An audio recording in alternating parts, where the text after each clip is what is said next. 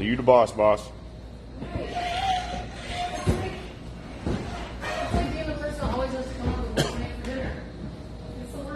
Aren't you the one that always has to come up with what you're going to have for dinner? Yes. Well, see, there you go. You're used to making decisions. No. Yeah. That's why I don't like making decisions. Look, show everybody Charles' haircut. Hi, Charles. Good morning. Looking dapper this morning, Charles. How does nobody ever comment on when I get a new haircut? At least I don't look like a beetle anymore. A beetle? A beetle? Like an actual beetle or like one of the beetles? The Beatles. Which one? I don't know. All.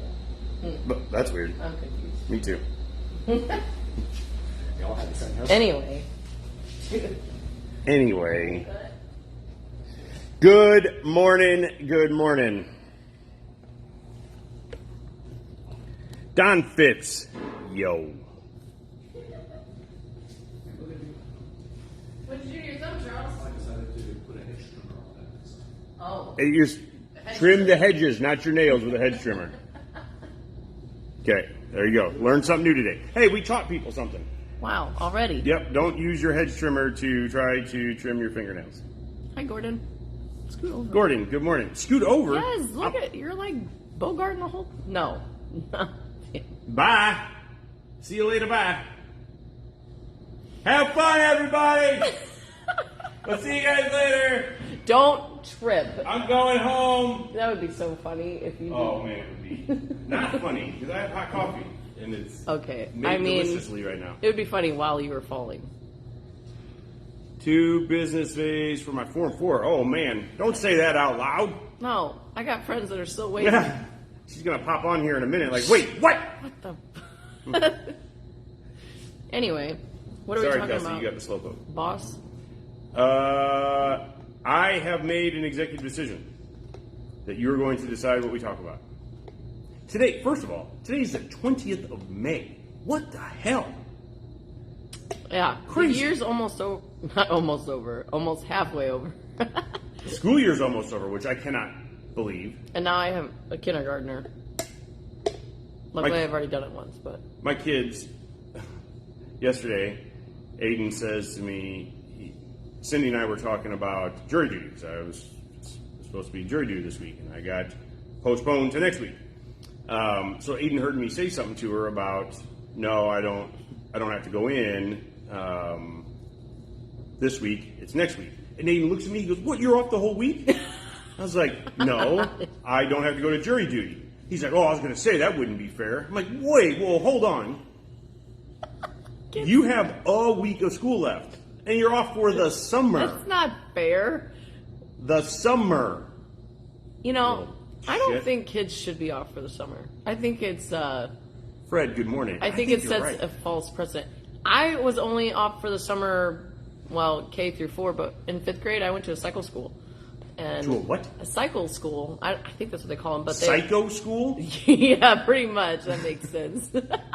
That says a lot. Yeah. Cycle means, so it was like 6 weeks on, 3 weeks off, 6 weeks on, 3 weeks off, and it did that a few times, and then the summertime was 6 weeks off, and then you came right back for the next year. So you only got 6 weeks off in the summertime, and you pretty much went all year round. So He needs to learn the biggest lie. Yeah, it's going to be so cool cool to be being grown up. Yeah, absolutely. That is the biggest lie.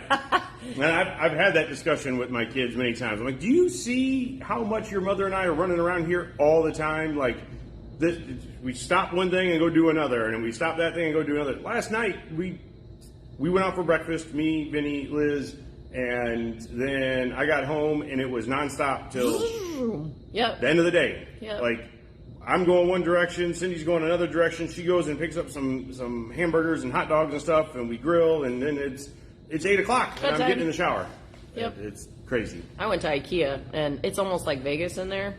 You don't know which way is up. You don't know What time of day it is, yeah. You know what? Actually, this is important to talk about. Okay, now my strong suit is not within big buildings and trying to figure out my way out. I know that this is a weakness of mine, so I try my best to pay attention when I'm trying to navigate big buildings like this, hospitals, warehouses, I'm gonna let you finish. IKEA. Thank you. Let me finish.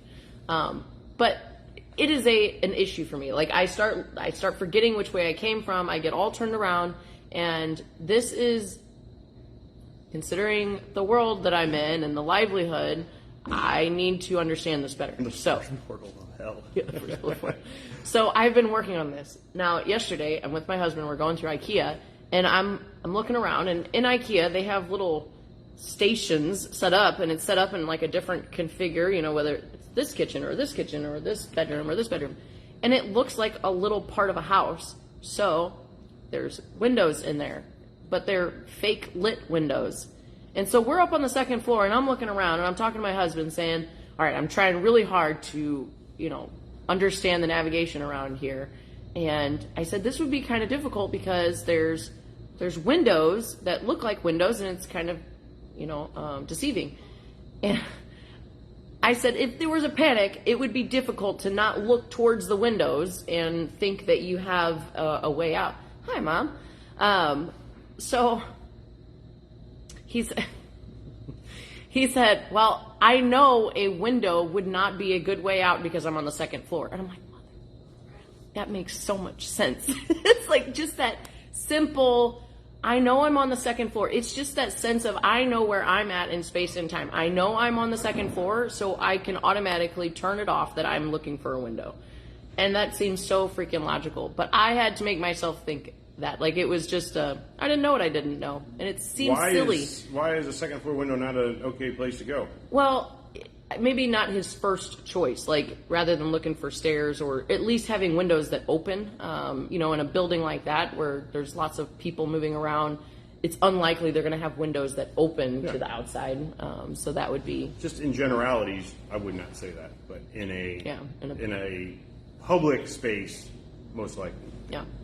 But just like what you're looking for. On a second floor, you're maybe you'd be looking for stairwells instead of windows. So anyway. Clyde says he was camping with a bunch of 11 to 14-year-olds with so much energy. Yeah, camping would be cool, but man, I don't know about with a whole group of 11 to 14-year-olds. There would need to be like a river or something nearby. Time behind a rifle. Awesome.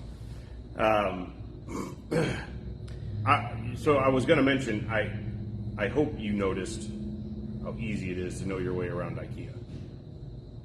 The arrows? Yes. You look on the floor, and it points you in the right direction. Yes. Okay. Yes. Okay.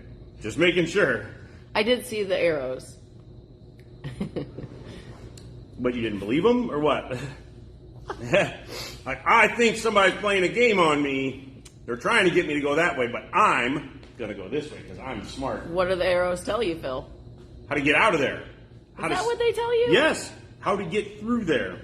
You can, and there's shortcuts. Yep. You can, if you want to see everything, you stay here. Otherwise, you can go through here and cut a corner and. Okay, I can see where you're going with this, but truthfully, I think it's kind of a sales tactic too. Like, it absolutely is. It's so to get you to see everything. If the exit's at my 3 o'clock, the arrows are going to take me to my 9 o'clock, to the 10 o'clock, back to the 6 o'clock, and... I was saying in the context of not getting turned around and lost and not knowing which direction you came from. I was totally thinking about, like, disaster. That's where the windows and all that stuff came up. It's like, in a panic, like, which way am I going to go? And that's where the windows, like, it seems like the window is going to be an exterior wall, even if you're not thinking of escaping towards or out the window. It's like, it's an exterior wall, and so it gets you mixed up in what direction you're looking. So this world had taught Alicia, there we go. Good morning. This world had taught to challenge the obvious. It probably isn't true. I totally feel the gut feeling to disregard the arrows. Yeah, it was it, and also that's going to be the way the crowd's going too. No? What? The crowd's but going... you're so smart to follow the arrows. Why wouldn't I wasn't saying the arrows in the context of a disaster. I was saying the arrows in the context of just knowing where you are in that building that I don't need to go this way, I got to keep going this way. So I think because of my inability to master and navigate indoor places, that's like one of the first things I do is when I go into a building, I just look for a way out. Like just in case I need it. And it's because I don't know, I'm not great at navigating indoors in big buildings, I feel that desire like right away to just establish that and just try to keep my path as I go. It's just a thing that I do naturally now. I don't really think about it too much. It's just like, okay, I walk in the building, there's an exit, there's a door, there's the kitchen, I can leave out there like that. Like that's, it takes me less than 2 seconds. You've been to the Mills Mall, right? Yes, I have. What used to be a mall, now I don't even know what it is. I But used to work there. I used to work as a go-kart mechanic at the That's- NASCAR speed park. That's awesome. So I used to live up in North County, and that was our normal place to go to. We went there all the time. It was 8 minutes from our house. I got lost in there and it's just a circle. That's one's easy. I know, It's a it's circle. a circle with, like, I don't remember now if it's just one path through the middle or if it had, crisscross path through the middle. I don't remember now. But Cindy would be like, yeah, just go up here, turn left, turn right, that store will be right over here. And I would just have to walk the whole perimeter to find what it is that I was looking for. Most of the time we went there, You were especially after following. we had kids. What? You were following. Well, yes, but most of the time I would just say, me and the kids are going to go to the park and play, to the playground and play. So we would go play at the playground and she would go shop. Malls in general. God, I got lost in that place. I'd be like, okay, I know where I'm at. I'd start walking, like, nope. Unless I hit the go-kart track or the ice rink there or Cabela's, that was, The go-kart track was the best. I never went in there. I always wanted to. It was awesome. Yeah. Never It did. was awesome. Anyway, so what were we really going to talk about today? I think the only thing open there is Cabela's. Yeah, that doesn't surprise me anymore. I thought they were turning it into some sort of like sports. Oh, Yeah, they have jiu-jitsu matches there. yeah, but that's just Yeah, they're just using the Yeah. empty facility. yeah. I don't know. Anyway, so we've been talking for I don't even know how long now, but we haven't talked about anything yet. What are we going to talk about? I mean, I thought we had a pretty cool discussion about finding your way out of a building. But anyway, oh, you know what else I noticed? Was that they were green exit signs and they were not lit. They were everywhere, but they were not lit and they were green. I didn't see any I don't red think ones. they could do that. They absolutely I mean, did. they- they they- might be doing it. They could be doing it in addition to, but I think that if they have an actual exit, I don't know, I could be wrong, but I'm pretty sure it has to be a lit red sign. Why would you want to do that? Why would you want to flip? Have it be confusing? I don't know. Yeah. 11 minutes. Thanks, Don. Thanks, Don. So Keeping track. they lead to the second portal. IKEA is dangerous. Danger. And their carts are dumb. Oh, Don says glow in the dark green is okay. Interesting. So was it that color of green, or was it like? They our might color have. green? I mean, it was like a darker green, like I don't know, like that. I think Interesting. it's very possible it glows in the dark when it's dark, but with all those fake windows, it's not going to get very dark in there. It's possible it glows in the dark in the daylight. That doesn't make no sense, right? So why do you have to say it glows in the dark in the dark? I think I was. It glows in the dark. I think I was clarifying that I didn't get to see it in the dark. So what's the? But what, it no, doesn't hold on. have to be dark Hold in on. order for me to need to leave. What the things that are outside of banks, most banks and some Oh no! stores and those stuff. big pole things, the big concrete things. No. No, that you can get money out of. Mm-hmm. What are those called? ATM, Okay. automatic teller machine. Yes. Not an ATM machine. No, that's a double. Just like glow in the dark in the dark. I see what you did there. Yes, that's one of those weird little things like people Gordon, make one of their suicide I'm going to hell. prevention. It's very true. All right. We were going to talk about what kind of firearms that you might consider for home defense and some pros and cons to each. At least that's what I was thinking about. Like in what context? Like rifle, pistol, shotgun, Yeah. or okay? Versus what? Well, I mean, I was that's just the thinking- big one. I was just thinking like little handgun, big handgun. That's where my brain went initially. But I mean, that's a very easy thing to clarify. If you are going to choose a handgun, big or small. Otis? Otis, 20 gauge Saudi. I don't know what. I don't know what Otis means. I don't. Peggy, you got me confused. Hi, Miss Peggy. You misspelled Vinny. Vinny's off today. He'll be back tomorrow. We might try to do a live tomorrow, maybe. We might try to challenge tomorrow. We challenged. Oh, yeah. Liz and I were in a class on Saturday. Saturday, and we're having some problems with a couple of our rental guns, so we were shooting them a little bit, which turned into us challenging each other, which then turned into us challenging each other with our guns. And then each other's guns. Each other's guns just to see. And it was fun. It was a 25-yard shooting, which is not something that we do a ton of, especially me. I don't shoot a lot at 25 yards. But it was fun to have the challenge to compete, right? And so we might try to challenge Vinny tomorrow. Well, he just spent a week. Yeah, shooting. right. He just spent a week shooting. Yeah, he's gonna be fresh. He's hot off the press. But I think we got to add a timer to it and penalties for misses. Come on, we weren't that far apart in time. I think that we all understand that we're like. It doesn't we need matter to get it done. if we're a second apart or if we're 20 seconds apart. Seconds matter. So I think we need to add a timer. Okay. Penalties. We can make a stiff penalty for a miss too. 5 seconds. Woo! That's pretty stiff. I'm down with it. Okay. That's a penalty. And if you don't take the shot, it's a 5-second penalty. What do you mean if you don't take the shot? If you don't get it done in time, it's a miss. Oh, we're going to set a par time? I wasn't thinking a par time. I was just thinking a raw time. So here's what I was thinking. Was 25 yards. So you guys may not know our targets. Well, if we do this tomorrow, I don't know what time. We have quals and stuff tomorrow. But, oh, man, we got to... we're not going to have time. But we have... how big is the circle on our basic pistol targets? I think 8 or 10. It's 10. 10. Yeah, maybe 10.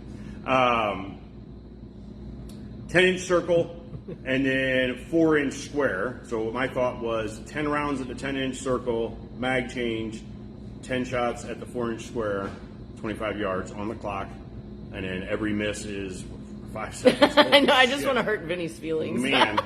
Vinny doesn't do anything shooting-wise. It takes him 5 seconds. Yeah. So. Vinny will be done with his mag and a half in 5 seconds at 25 yards. It's just to hurt Vinny's feelings. I could already see his face. He'll say, wait, what? What? Just gotta throw a wrench in the gears. No, it can be like... We got to do that one of these days. I mean, what's the... Holds? A second penalty? No, I was thinking 2. 2's pretty stout, but not... I mean, not anything's ridiculous. gonna hurt. It doesn't matter Yeah. if it's 5-1 or 17. It's gonna suck. So, but that's something we'll have to do one of these mornings. Cold. No warm-ups, no nothing. We load a couple of mags, go downstairs, and run it on the clock. And Yeah. see. Let's do it. Yeah, my 25 mom yards. said we were trying to set up afternoon plans, and Liz put us on hold because she was trying to navigate IKEA. She is not wrong. We were going to go paddle boat on a Creve Coeur Lake, and I said, well, that ain't happening. Good job. Then, yeah. Anyway, so home defense guns. Oh, yeah, I forgot we were even talking about that. It's okay. You tasked me with coming up with a topic. I did, and you just blew it off, so it's fine. So what's I saw one person, I think it was Clyde, said 20-gauge shotgun. That's... Go. What ammo? Ooh. That's the most important Oh. part of. So, I had someone in class ask thanks, about Don.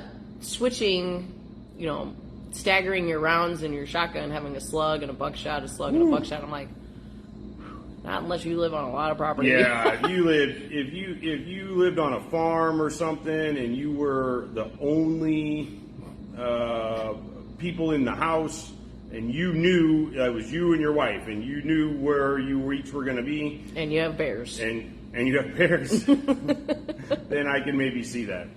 So, Clyde, I am so interested. So why number 4? And I'm assuming you mean number 4 buck, not number 4 bird, because there is a difference. And you start with 20 gauge too. Yeah, 20 gauge. So I'm assuming number 4 buck, which is a relatively common choice for. Just in case y'all need to see. Relatively common choice for self-defense, but. Hold on, let me set my drink down. Oh, it was a joke. Okay.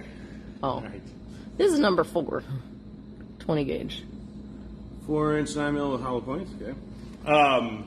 So yeah, I think that shotguns can be a great tool for self-defense, for home defense. However, right, there's lots of variables. First of all, no, hold on. You talk about something, I'll be back. You can't just set up a conversation and walk away. I just did. Talk. You do it a lot. So, some complications to a shotgun. I know in my house, I would love to have a shotgun next to my bed. Complications there are safe storage. I cannot store my shotgun in a... They probably have quick access safes for shotguns and things like that. But the complexities to storing a shotgun loaded, there are safety things there. A shotgun being dropped is not a good thing. We were having this discussion yesterday on whether or not shotguns are drop safe. Wait. Why did you tell me to start the conversation and then you walk away and then you tell me to stop when you come back? Because I made the noise, so you're supposed to run away. Oh. Okay, there. See, that's how shotguns work. You don't even have to use them. All you got to do is rack them. I wish that I had 82 cents for every time somebody said that to me. That way, I don't ever have to use it. All I have to do is that noise, and they all go run away. That's not true. I just know that I'm going to be pointing my gun at you as soon as I do see you. Yes.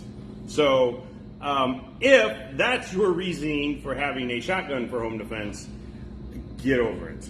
And don't do that, and make better life choices. Okay? Just put that noise on your phone. Yeah. Boop.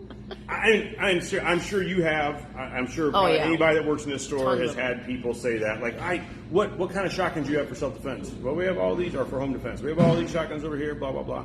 Okay, well, I need a pump. Okay, why do you want a pump? Oh, because I can make that noise, and then I don't have to worry about using it. People go away. No. Only in the movies. Yes. Just like how the doesn't matter. Whoever's carrying a gun has to rack the slide before they get the lead-up music and the fog, and it's like, okay, it's time for business. And then the fog starts and the lead-up music, and then they start, pieing around corners and doing Charlie's Angel stuff up against the wall with their teacup grip. God, it's awesome. So, shotgun's a great tool. I mean, it really is. This is the most devastating per trigger pull firearm that a civilian can own, without a doubt. It is a devastating tool. It is not that easy to use. It's not that easy to, if you think about you're going through your house and clearing rooms, which truthfully I don't really suggest, here's where you should be moving with that self-defense tool, is just to go get somebody else that's in your house, typically a child or an elderly parent, somebody who's living with you, or maybe just somebody who's staying with you, and you're taking them somewhere else. Okay? So if you think about carrying your kid and having to use this thing, that's not that easy, right? And maybe you don't have kids, so this stuff doesn't apply. This is a pump shotgun, so let's just say there is a round in the chamber, and I am capable of using this thing one-handed. Well, there goes my one shot, and then my kid's in my hand. I'm not doing anything else with that gun at that point. It's not as great of a choice as everybody thinks it is. It's not that easy. Also, people think that, hey, I don't even have to aim. All I have to do is just point in a general direction and shaboom! And then all the bad guys go away, and everything's all fine and dandy. That's the worst one. That is not true. I've always bring out a target showing patterning at typical self-defense distances, and it's not this great big cloud of death and destruction. It's not. And you shouldn't want it to be. You should not want it to be. Because if it is, for all that. Yeah, if you're shooting double-aught buck, you're throwing essentially 9mm pellets at the bad guy, and if it's this big cloud of stuff and only 2 or 3 hits the bad guy and the rest go around him because it's this big cloud, well, where are they going? Yeah. So, shotgun's a great tool. It's definitely not the only tool. You sacrifice a lot for that. You do. You really do. So. I still think they're fantastic. They require a lot of practice loading and keeping it fed, and understanding the function and everything. Blunderbuss. Keeping it loaded safely, away from other people, that adds a complexity of things as well. So, yeah, as big of a fan, and I like running a shotgun. I love teaching the shotgun classes because they're hard, and it opens people's eyes to how difficult these things are to use, and it's also a lot of fun. This is not a choice for me for my house. yeah. It's just not. I still choose a handgun. They all have pros and cons. Depending on where you live, what your neighbors are like, how many people are in a house with you, all of that stuff should come into play. It is easier to be accurate with something like this or a rifle, especially an AR pistol. It's way easier to be accurate with that than it is a handgun. The AR rifle or pistol can be used with one hand quite easily. You have a much higher capacity than you do with this. What's the downsides to using an AR? It's just little bitty bullets moving really fast. Very easy to go through things. Very easy, depending on ammo, very easy to go through bad guys and through things. I kind of want to, I see a lot of people doing, testing and things, ballistic testing and all that for walls and all that. So, truthfully, it's scattered information. It's hard to know what's what, but I have heard from a very reliable source, and I kind of want to test it myself, but that 5.56, 223 loses its energy quite quickly if it were to hit a wall, because it's so small. But what kind of wall are we talking? Exactly. If we're talking an interior drywall, Rob, just send it, man. It's okay. Anything's gonna. Send it. I can do it while anything is. What? Any caliber that we choose is going to go through drywall. Absolutely. Absolutely. Yeah. So you always have to keep that in consideration. Yeah. And rule number 4, know your target and what's beyond. There's more to that. You have better situational awareness of your whole environment there. But I don't know. It's moving a lot faster initially, but the physics there, how fast does it lose its energy compared to a 9mm or something else? A 9mm is moving at what? 1,200 feet per second, and then the 5.56 3,000 feet per second. Yeah, out of a rifle, shorter barrel, it's going to be slower than that, but still zipping. Yeah. So, and depending on projectile design and all that stuff comes into play too. I kind of want to. I don't know. It's hard. I think that its ability to fragment, if it hits a 2x4, is going to be more substantial than a 9mm. If it hits if it's a glancing blow on a 2x4 on a stud in a wall or something. But yes. What about the noise from a rifle? Woo! Or shotgun, violent. for that matter? Yeah. And would you put a can on a rifle for home defense? I think it's a good idea. I've heard arguments against it. For psychological stops? Yeah, but gosh dang it. I mean, you might have auditory exclusion anyway, but if you don't, you're going to have ear damage. Yeah, you're going to your ears are going to be ringing. Pretty much no matter what it is inside of a house. And again, there's lots of variables depending on what kind of flooring you have, what the walls are made out of, all that sort of stuff is all going to come into play. But if you've ever shot a gun, I mean, you think about shooting a gun outside at a range and inside here at a range. That's a huge difference, right? And then you get into a smaller room, which with less space for that noise to go, it gets really, really freaking loud, really loud. And what about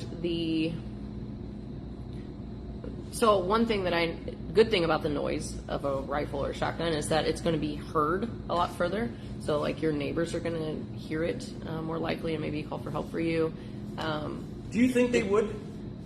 My neighbors would. Yes, I think there's a good point to knowing your neighbors. For many reasons, but how many do you think would be convinced that it was actually a gunshot? My next door neighbor would, without a doubt. She was that a gunshot? She texts me all the time because we live in Afton, so close enough to the city to hear some gunshots every once in a while. So just last night, we're at home and getting ready to go out and grill, and Cindy comes inside and she's like, "I'm pretty sure I just heard a gunshot." And I was like, "Okay," and I kept making my hamburgers and hot dogs. Oh yeah, right. You just kind of blow it off. I outside of it being multiples. That's why I'm saying, like, a rifle next door to my neighbor, she Okay. would be like, if it was just going multiple down. shots, I could Yeah. see that. But a shot, I would bet most people would not. They would blow it off. So suppressive fire. Get the noise going. Kidding. I'm kidding. So, what's another bad thing to an AR? Maneuverability. Again, it's one. So here's something I tell people that's important. If you have other people in your house that you're responsible for, you need to have some way of working with that person physically, so with your hands, and maintain control of your weapon. So you have to, in my opinion, you have to have a sling for the gun. If that's your use case. If it's just you at home by yourself, or you and your wife, and you're going to hunker down in a corner somewhere and wait for the cops to show up, you don't need a sling. But if you have to worry about going upstairs to your kid's room, or downstairs, or just down the hall, and I mean, one of my sons, man, it does not matter what's going on in the house. Sounds like dragging him by his hair, and he'd still be passed out. Right? I'd have to go hands off the gun for that moment to get him, to drag him out of bed, slap him around a little bit to wake him up. Then I could get my hands back on the gun. You have to have some way to control that. You can't set the gun down. So that's the downside to it. And if you have to work around corners to get to somebody, unless you've done it, it is easier to do with a handgun than it is to do with it's. Let me put it this way. It's, I think, more natural to do with a handgun than it is to do with a rifle, or especially a shotgun. Because at least with a rifle, even if it's a rifle, it's going to be shorter than a shotgun, or has the ability to be shorter than a shotgun. Yeah. As shotgun's minimum length is 18, rifles is 16, but then you can get AR pistols that are much shorter, much easier to work, but still, I think shooting a handgun around corners is more natural. And if you had to like tuck it, you could shoot it, a rifle much comfortably without shouldering it, without the recoil issues of a shotgun. But another thing about using an AR is the potential backlash you'll get from a prosecutor and you using an assault rifle. Yes. I don't even want to say it out loud, but you're going to, especially if you're a gun person, those are things that they're going to look back on, like, oh, they got a whole arsenal and they got this many rifles and this many 1,000 rounds of ammunition, and they were just looking for somebody to hunt down. And that's a sad stigma of our world. The people that are willing to do terrible things with their guns, it does not matter if they have a gajillion of them or one that they stole out of someone's car that's the cheapest gun, half rusted, that you could buy, and it shoots the wrong caliber. Bad guys oftentimes carry non-working guns, crappy guns, wrong ammo. It has no. Anyway, I'm going on a tangent. So the perception of you using an AR can also be something. Against you. Yeah, absolutely. Yeah. And should it? No. It shouldn't. Could no. it? Absolutely. Absolutely. Absolutely. So handguns, but I have these tiny hands that I can only have a small gun for. See, Clyde, it's not true. Say. I wish it was true. Legally, that discussion should stop at whether or not it was a good shoot. Yeah, it should, but it doesn't. It doesn't stop there. Perception because is real, it's about reasonableness, and just because somebody broke into your house, and this is not me saying it, this is just hypotheticals. Just because somebody broke into your house doesn't mean you can use this weapon of war to defend yourself. What? Right. That's the kind of stuff you'll hear, and that was over the guy who broke into your house. He had a little 6-shooter on him, and you had a 30 clip machine gun, fully automatic. Yeah, you had a 30 clip machine gun that you used, and he only had a 6-shot revolver. So. You were excessive. It's not reasonable. You revolver, you. Revolver. Yeah, and yeah. I agree. But it was a I 45-70 revolver. Woo! Man. Now we're talking. It doesn't matter. It shouldn't matter, but it does. And it's the perception. You don't know who's going to be on your jury, and your prosecutor could have an apprehension to guns, yeah, or an agenda, or want to win a seat in office. So, 30 caliber clip, half a second. Yeah, that's right.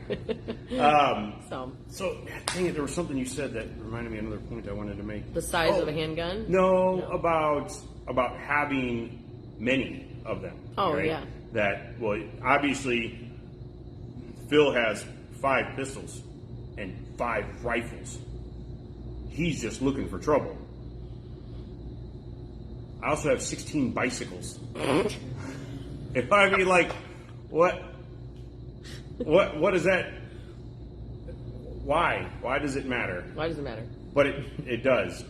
And it can be a public perception thing that the media gets a hold of and throws it out there that he had an arsenal of weapons in his car when he got pulled over for speeding. He had 2 rifles and 150 rounds of ammunition. Woo! Yeah. You see it all the time. Yeah. Just put your Sensationalized. butt in the hot seat and see what it feels like. So anyway, it's just something to consider. So what size handgun should you choose if you're going to use a handgun for home defense? What does, I don't want to say, does size matter? It does. Capacity is important. That's a better way of saying it. Does capacity matter? I think but it's Charles, more than I don't know just... where Charles is, but that's what you need to put. That's what you need to title our video when you put it on YouTube. Does size matter? That's what we're going with. You tell Charles that afterwards. It'll sound better coming. Yes. Say, Charles, here's what you got to name our video. But there's more things to consider than just the capacity as far as size goes. Yeah, truthfully, the most important thing, in my opinion, is your ability to use the tool well. Yep, that's what Right. Paul just said. You just copied him. Oh, what? Look at you, Paul. Dang it! He beat me to it.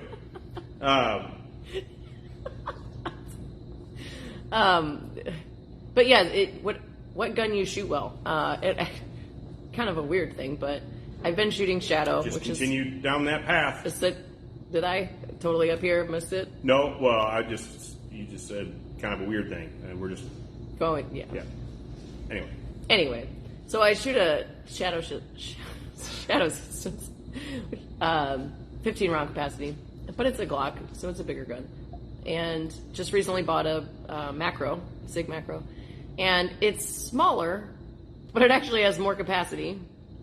And I mean, I don't know where I was going with this. I shoot the SIG better, but at the same time, I still have all this comfort with the Shadow. So I was going down the path of, while the SIG is smaller, I shoot it better. So maybe that would be a better choice for home defense versus the Shadow. Capacity aside, it just so happens that the SIG actually has bigger capacity and it's smaller, so that's an odd thing. But what you shoot well is definitely makes the most sense. But don't get a small. What, you made a skeptical? yeah, I was going to say that technically, I think the grip. No, we already went through this. The grip. I was trying to think of a more appropriate word, but I got to say it. Longer. The girth of the grip is smaller, but I think the length is longer on the macro. So, for concealment purposes, the macro is smaller, so I can carry it more better. Let's just move on.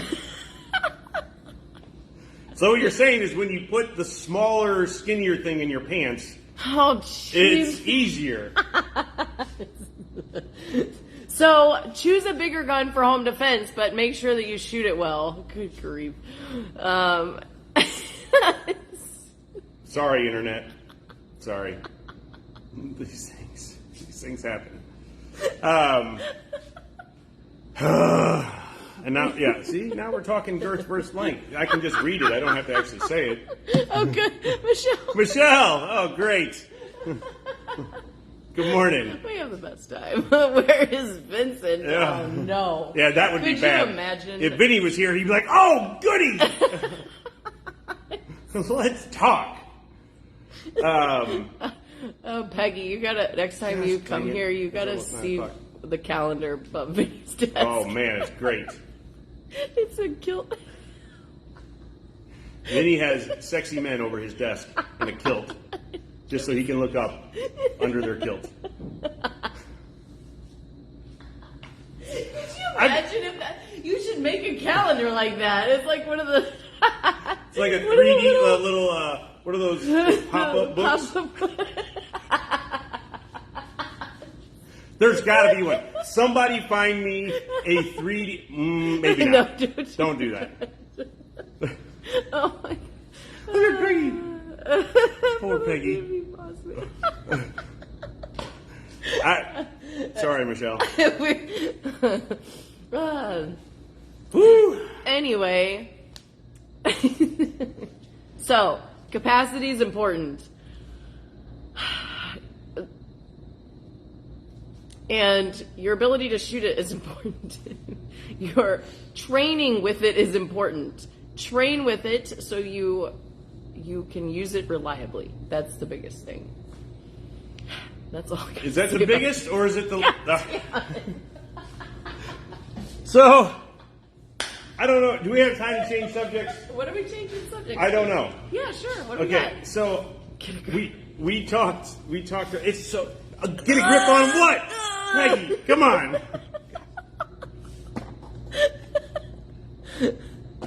All right, what are we changing I'm topics such a to? child. We need and the- I'm usually the one going, Vincent, stop Yeah. it. Liz, stop it. Dang it. Peggy, you know what you did there. So last week, was it last week that we went to lunch? The ASIS? Week before? I don't know. I think it was last week. Yeah, I don't know. Last week was weird. Last week or was the a week before? full of like networking events. So it was an awesome, Yeah, it crazy busy but awesome week. And we talked briefly in one of the lives, I think, about interaction that we had with another car that pulled up next to us while we were on the road and rolled down their window. And it's like that hesitation of what do I do? Do I roll down my window? Do I interact?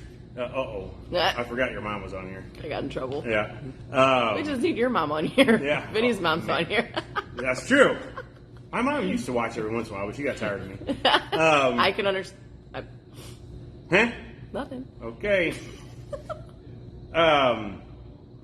So just about that hesitancy of being on the road and somebody like, hey, roll down your window. Let me get, trying to get your attention to interact with them. Do you? Do you not? What do you do before that interaction happens? In this case, I decided to roll down her window. Yeah, thanks. Yeah, you're welcome. Figured sacrificial. Yeah. Get her, and then I'll drive away.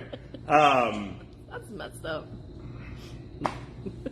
And then the next day, I think it was, or maybe it was a couple days later, I don't know, but I was at an auto parts store, and I'm up at the counter talking to the guy about the part that I'm looking for, and this guy walks in the store, looks at me, and then walks out. And I was like, Okay. that's weird.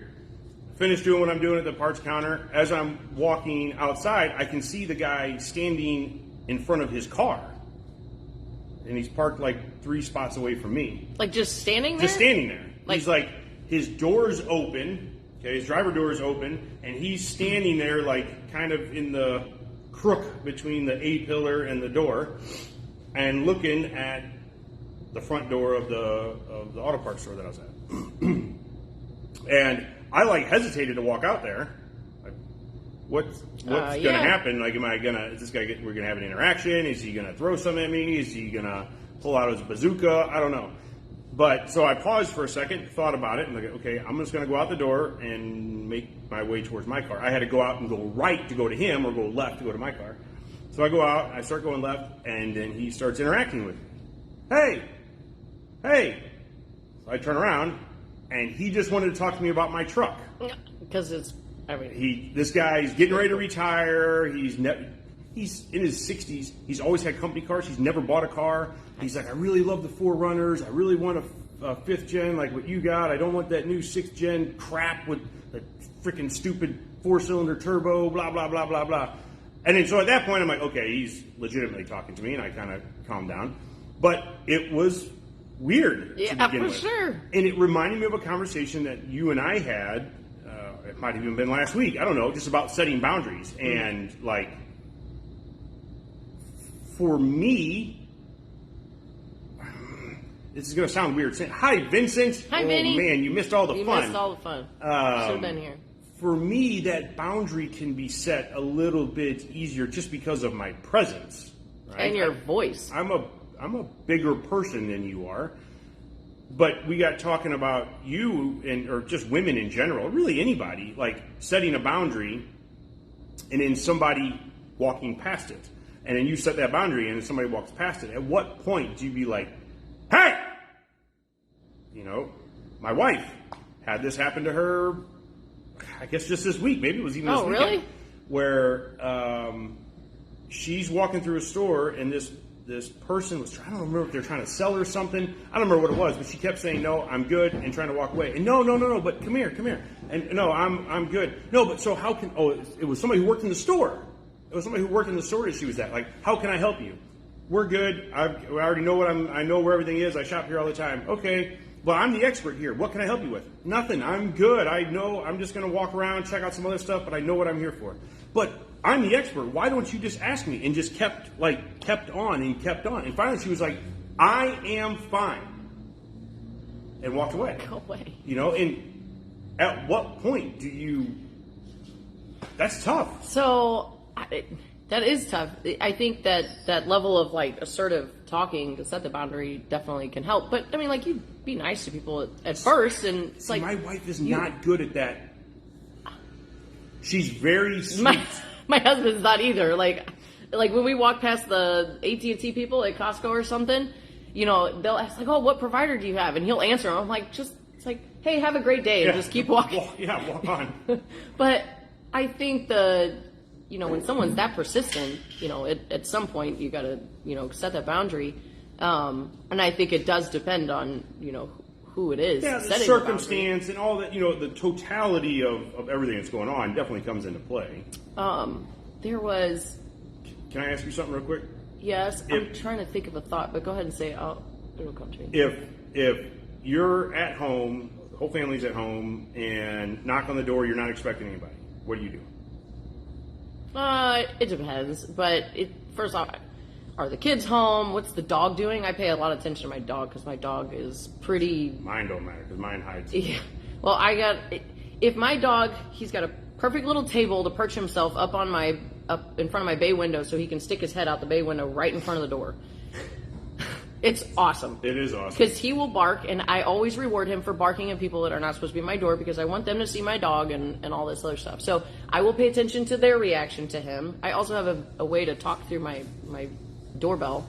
So it just depends. If it's a salesman or something, I'm just going to be like, hey, no thank you. So you answer the door. So it's salesman. And it's apparent. They're wearing a red shirt that says fills windows or whatever, and they've got stuff in their hand. Not that people can't dress up, because people do, and to gain access, but just say all that's legit. It's not anything nefarious. You answer the door. What do you say? You know, I say, ma'am, hey, we're just in the area. All your neighbors are buying windows from us, and we don't want you to be left out. We have a great deal for you. Let me talk to you about what we've got. Cut me off at any time. Yeah, no, right? Thank you. But I've got all your neighbors are taking advantage of it. We're going to be in the area anyway. Thank you, and I would close the door. Okay.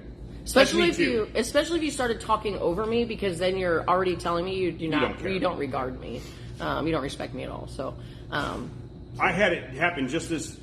I don't know. Days are so confused, but me and my son were outside working on his truck, and apparently a salesman walking through the neighborhood, and came from my neighbor's house straight to my front door. So we're in the garage, didn't even see him. Just happened to, Aiden walked out of the garage, and I heard him go, oh, hey. And right about that time, Cindy was pulling in the driveway. And so I go out and I look, and there's a sales guy there, and he's trying to talk to me. And I'm like, no, we're good, dude, we're good. Oh, well, what about, no, we're good. and just went back to about what we're doing. Except then he tried to offer Aiden a job. He's like, well, we're hiring if he needs a job. And I'm like, dude, he's 15. He goes, well, I'm only 18. I was like, well, I'm not sending a 15-year-old or an 18-year-old to go knock on random people's doors. So Yeah, for sure. have a good day. See you later. My wife, though. She would be like, She's oh, so okay, nice. no, I think we're good. No, that's nice. Yeah, but no, I think we're okay. Honestly, she typically won't answer the door. She'll look at the security cameras and be like, yeah, nope. But if she does, because she thinks it's somebody else and doesn't look at the camera or whatever, she opens the door, she will have a conversation. Yeah, Nick too. Nick too. Yeah, like, I don't know who's selling what to who at what point, but then she'll close the door and be like, man, I got stuck there forever. The guy wouldn't take no. Like, you never told him no. You were just being nice about, I don't think so. It's hard to be mean. No, it's And not. Yes, it is. It's very easy. Like, no! It's easy for you. It's 9 o'clock. Thanks, Peggy. She's like, shut I up. appreciate you. That's what I heard. We have been talking for a while. We have been. But it's not easy to be assertive Neighbor. with your no. Like, it's, I don't know. I don't have too much of a problem with it. It's tough. I mean, think certainly it's there's tough. sometimes it's easier than others. And of course, my mood dictates how quickly that comes out too. Because sometimes I'll let him ramble for a second. Sometimes I'm like, dude, I don't care. And I will literally close the door. And I remember one time I did that. Somebody was like, well, you just close the door in his face. I'm like, the dude is trying to sell me windows. Like, I don't need windows. They're used like, to it. Boop. I think- it's no big deal to them. I think there's a level of. So here, I just finished Verbal Judo, the book. If you haven't read it, you should. It's man, fantastic. It's a great book. I need to do it again. Let's say salesman comes to your door and they're a little pushy and you're telling them no. You know, if you can, instead of getting irritated and, escalating up, you could be like, hey, your pitch was great. I think it's going to work really well on the neighbor 2 doors down. My neighbor's a sucker. Yeah, like, you did a fantastic job selling your product. Unfortunately, I'm not there right now. Feel free to check back in with me 6 months from now, but head on down the street. The neighbors down there are super nice. Even if it's just a way to say, see it. Those guys are fly-by-night companies, salesmen. They're not gonna remember that. But even if they do, then you have the opportunity to be like, all right, there's his name tag. I know that last time they were pushy. I'm not even going to answer the door this time. You have that known information. But your ability to flip the script, think about being empathetic. Empathetic does not mean you have to agree with what they have done or said or who they are. But empathy is you putting yourself in the other person's shoes in the exact same situation that they're in. They're a salesman trying to make money to feed their family, provide for their house, whatever it is. Imagine you were in that same spot and you were just having a rough day or whatever it is. That's a tough job. Hell yeah, it is. And if you can be empathetic to that, be like, hey man, you're doing a great job. Just, sorry, not today. They will oftentimes respect you a little bit more. Be like, all right, I'm not going to keep pushing the subject. Shake your hand. Thanks. I appreciate that. And keep moving on. So, Do you shake their hand? I would if that were the case. If they were respectful with me, because they're probably walking up with this preconceived notion that I'm going to be a jerk. And I can change their mind, whatever. So you can still be nice and overcome someone, being pushy. And it's kind of a manipulation in a way, but it's a good manipulation. It's so weird. I feel strange when I'm in a situation similar to that. If I offer up a handshake, I always feel bad for the other person. I feel like You forced it? No, not necessarily that. I feel like they shouldn't shake my hand because they don't know what I could do to them. So right? here's a way to kind of shake someone, like you're kind of asking for one, but you're preparing them. So Sure. instead of reaching your arm all the way out, because this is I want a handshake, you can just kind of walk up to them and just kind of hold your hand like this. Watch their body language, because if they start to do the same thing, then they're willing to shake your hand. It's less demanding. See, I don't feel bad about it from the demanding part. I feel bad about it I'm having an interaction with you and we don't know each other. And we don't know each other, and I reach out to shake your hand. I feel like at that point it's a. You think they're going to expect violence? Yes, and that's because you expect violence. What I don't want for them. I don't want them to think that, but. That's probably because you're prepared for violence. I don't know that most people think of it. I like don't that, think but- most people do either, but it's something that always goes through my head. And you're a grappler. It's just like when I feel bad asking people to help them, right? Like, Asking people to hey, yeah. can I help you? You know, if I don't know you and you've got all your stuff and your kids like tugging on your pocket and you're trying to open your car door and stuff, you know, open the trunk of your car or something, I feel bad. Like, can I help you? Because I don't want them to think that I'm going to stuff them in the trunk. Right. You know. I think that's somewhat projection because we're in that world and we are cautious about those situations because we've seen that take a turn for the worse, and we understand the modalities around that. I think most people don't think of it that way. I think one thing to really consider is that if you offer your help to someone, if they say, no, that's okay, take it as a no. Even if they're nice about it and it kind of seems like they just want you to push a little bit more, no is no. Just take it for that. It's nice to have someone offer their help. And I have been, privy to you helping people and seeing, watching that dynamic because I pay attention to body language a lot. And I think initially people are like a little caught off guard because offering help isn't so common anymore, especially to the level of help you're willing to offer. Like, hey, let me change your tire for you while you're in class. Like, that was huge. So, like, I think it's like people are like, really? Like, no, you don't have to do that. I think it's that like immediate, like, are you serious?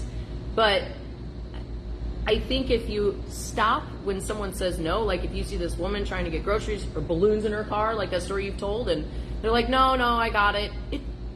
Just let it go. So the balloons was me. I know. Yeah, the balloons. This was a weird one because I was picking up balloons for one of the kids' birthday parties, and I had these balloons in my hand, and I don't know if you've ever tried to carry a bouquet of balloons outside when it's windy and stuff them in a car.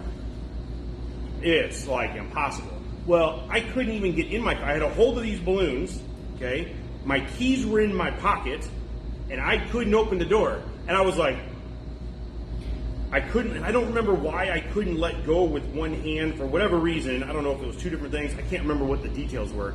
But I couldn't let go here and put my hand in my pocket. I thought it was someone else you were helping. No, I was Or maybe someone is is helping Cindy or something.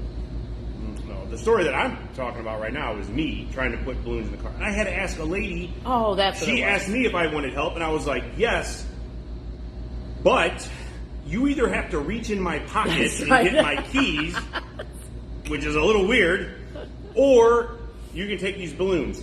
Please don't let these freaking balloons go. Right. Well, obviously, she took the balloons instead of reaching in my pocket for my keys.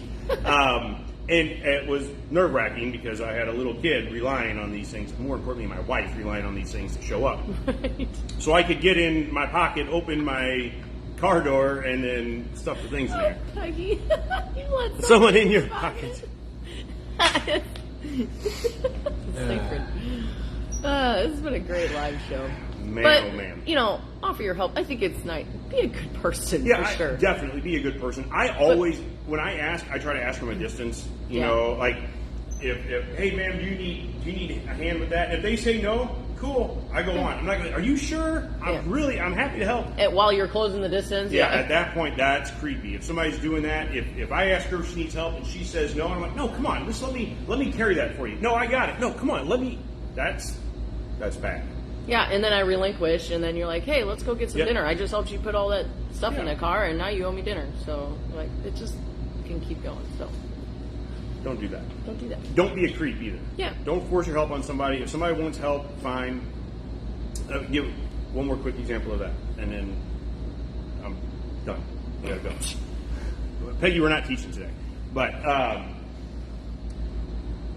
this winter, a lady had a flat tires outside of Aldi, and there was already somebody out there helping. I didn't realize that the person who was changing the tire was helping. It was the like stereotypical little old lady in a car, and this guy. And it was one of those super stupid cold days outside.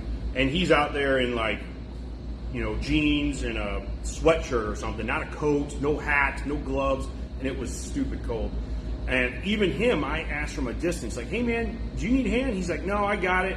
And I went and got in my truck, And then I drove back around and I stayed in my truck. I'm like, hey, dude, I live a mile away. I've got power tools. I can go grab stuff and come back and help. He's like, cool. So that's what I did, right? I didn't want to sit there and pester him about it. But I did feel a need to just ask again with more information. If he had told me, no, it's all good, dude, I got it, I just would have left it. Yeah. But, so yeah, be a good person. But respect the fact that some people aren't going to be comfortable with you. You know you're a good person. At least I hope you're a good person. Yeah. You know you're a good person. The other person does not. You don't know what kind of other experiences they've had in similar situations or, that could be going through their head. So if you ask them for help, do that. Be nice to people. And if they say no, cool, move on. Yeah. Most people are good people and they're really just trying to help. Nick, good morning. But bad guys mimic good people. That's why they're able to get close to you. So they mimic those good people tendencies. So for the most part, everybody's good. But just, what's that saying? Be nice to everyone, but have a... Yeah, be nice to everyone, but have a plan to kill them. Yeah. Something like that. Yeah. Of course, those sayings are always hyperbolic, but... reactionary zones. Janet, Very true. Absolutely. Reactionary gap is... when someone's offering their help and they're inching towards you little by little as you say no, it's an indicator that they're not respecting your boundaries. So, again, you and this comes down to trusting your intuition, your gut, and like it's not just one thing. Like, oh, he's offered his help. He's listen to your gut too. Yeah, he offered his help and he's walking towards me while he did it. He's a bad guy. Danger. That is not the case. There's you see patterns and things like that. It's a little more specific. So. Man, I'll tell you, some people, like the guy that my wife dealt with this weekend, I'm sure he was an employee there. I'm hoping he wasn't a turd. But, at some point, you gotta... She said no. Like, I'm good. I got it. I remember what I wanted to say when you were talking about that, because... Great. You're welcome. So... Do you remember, it wasn't too long ago, there was a situation at Deerberg's down the street, and these two people were acting like employees of Deerberg's. They had their orange safety vests on, and they were hassling this old couple. And somebody that we know here witnessed this. They were on the phone walking through Deerberg's, and they noticed this older couple being hassled by these employees with safety vests on. So he's on the phone, so he only kind of hears it and sees little bits of it, but they're emptying their pockets onto the floor. So older couple entering the pockets to these employees. He goes around the corner, he's going through stuff, and next thing he knows, these employees are coming up to him saying, hey, we just saw you steal something, and we know that you have it, so you need to empty your pockets right now. And they have like radios and stuff, and they're radioing to somebody else saying, yeah, we caught him on video, he needs to empty his pockets, that's for sure the guy, and he's got blah, blah, blah, and, identifying him essentially, and really making it sound real for sure.